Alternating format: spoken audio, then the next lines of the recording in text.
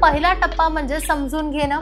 हे दोष, कमजोरी किंवा आजार नाही तर मानसिक छाप आहे जी बालपणात पडलेली आहे. दुसरा टप्पा म्हणजे उपचार आणि काउन्सिलिंग. उदाहरणार्थ बालपणी घरात सतत भांडणं होत असतील, भीतीदायक वातावरण असेल, एखाद्याने चुकीचा स्पर्श केला असेल किंवा कोणी लैंगिकतेविषयी चुकीचे शिक्षण दिले असेल, तर ह्या सगळ्या गोष्टी भीतीसारख्या मुलांच्या मनात बसून जातात. तेव्हा रुग्णांची सध्याची समस्या पाहण्याबरोबरच त्यांच्या बालपणात काय घडलं हे तपासून पाहणं फार महत्त्वाचं.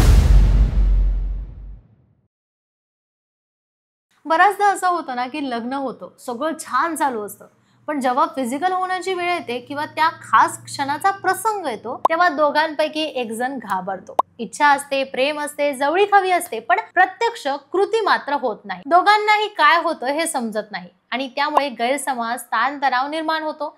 एकूण आश्चर्य वाटेल, पण याला कारण आपल्या बालवयातील काही गोष्टीही असू शकतात. म्हणूनच आज आपण या विषयावर बोलणार आहोत की अशा वेळी असं का होतं? लैंगिक समस्यांचं मूळ अनेकदा बालपणातल्या अनुभवांमध्ये असू शकतं का? आणि लहानपणी आलेला ताण किंवा घटना पुढे तारुण्यात कसा त्रास देतात? यावर प्रसिद्ध सेक्सोलॉजिस्ट डॉक्टर उमेश मुंदडा काय सांगतात हे आज आपण जाणून घेणार आहोत. डॉक्टर मुंदडा सांगतात की अनेक वेळा जेव्हा प्रॅक्टिकल केस आपल्याला समोर येते तेव्हा रुग्णांची सध्याची समस्या पाहण्याबरोबरच त्यांच्या बालपणात काय घडलं हे तपासून पाहणं फार महत्त्वाचं असतं. कारण माणसाचं मन आणि शरीर या दोन्ही गोष्टींवर बालपणाचा खोलवर परिणाम असतो. लहान वयात जर कुठला मानसिक धक्का बसलेला असेल, कुठली भीती अनुभवली असेल किंवा लैंगिकतेविषयी चुकीच्या कल्पना मनात भरलेल्या असतील तर त्याचा परिणाम मोठेपणी दिसून येतो. उदाहरणार्थ बालपणी घरात सतत भांडणं होत असतील, भीतीदायक वातावरण असेल, एखाद्याने चुकीचा स्पर्श केला असेल किंवा कोणी लैंगिकतेविषयी चुकीचे शिक्षण दिले असेल, तर ह्या सगळ्या गोष्टी भीतीसारख्या मुलांच्या मनात बसून जातात. तारुण्यात पोहोचल्यानंतर जेव्हा तो प्रत्यक्ष नातं जगायला जातो तेव्हा हेच अनुभव त्याला अडवतात.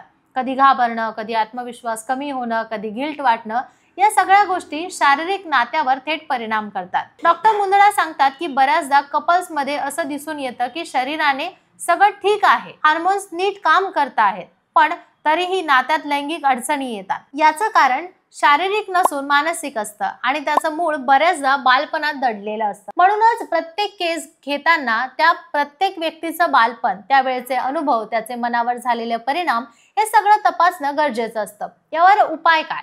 तर पहिला टप्पा म्हणजे समजून घेणं. हे दोष, कमजोरी किंवा आजार नाही तर मानसिक छाप आहे जी बालपणात पडलेली आहे. दुसरा टप्पा म्हणजे उपचार आणि काउन्सिलिंग. जेव्हा व्यक्ती आपली भीती, शंका आणि चुकीच्या समजुतीवर तज्ञांकडून मदतीने काम करतो तेव्हा हळूहळू आत्मविश्वास परत येतो आणि लैंगिक आयुष्यही सुधारतं. डॉक्टर उमेश मुंदडा यांनी 1985 पासून आशा किरण सेक्स क्लिनिकच्या माध्यमातून हजारो लोकांना मार्गदर्शन दिलं आहे. ते एक क्लिनिकल सेक्सोलॉजिस्ट म्हणून गेली 40 वर्ष काम करत आहेत. त्यांनी महाराष्ट्रभरात अनेक शहरात क्लिनिक सुद्धा आणले आहे. मुंबई, पुणे, नाशिक, कोल्हापूर नगर आणि छत्रपती संभाजीनगर मध्ये याची मुख्य शाखा आहे. सोमवार ते शुक्रवार ते संभाजीनगरला असतात आणि शनिवारी, रविवारी पुणे व मुंबईच्या क्लिनिक मध्ये उपलब्ध असतात. त्यामुळे लोकांना त्यांच्या सोयीप्रमाणे योग्य सल्ला घेणं सोपं जातं. आजपर्यंत असंख्य लोकांनी त्यांच्या मार्गदर्शनातून आपले गैरसमज, भीती आणि लैंगिक समस्या सोडवल्या आहेत आणि आनंदी वैवाहिक जीवन जगत आहे. म्हणून जर तुम्हालाही अशा प्रकारच्या समस्या जाणवत असतील तर लाजू नका, घाबरू नका. ही नैसर्गिक गोष्ट आहे आणि योग्य मार्गदर्शनाने सहज सोडवता येते. लक्षात ठेवा, सेक्स हा फक्त शारीरिक सुख नाही तर त्यामागे मानसिक आरोग्याचाही मोठा वाटा असतो. जर आपण हे समजून घेतलं तर नात्यातील अनेक ताणतणाव दूर होऊ शकतात. जर तुम्हाला अजून काही प्रश्न असतील तर कमेंटमध्ये विचारा. व्हिडिओला लाईक करा, चॅनलला सबस्क्राईब करा. धन्यवाद.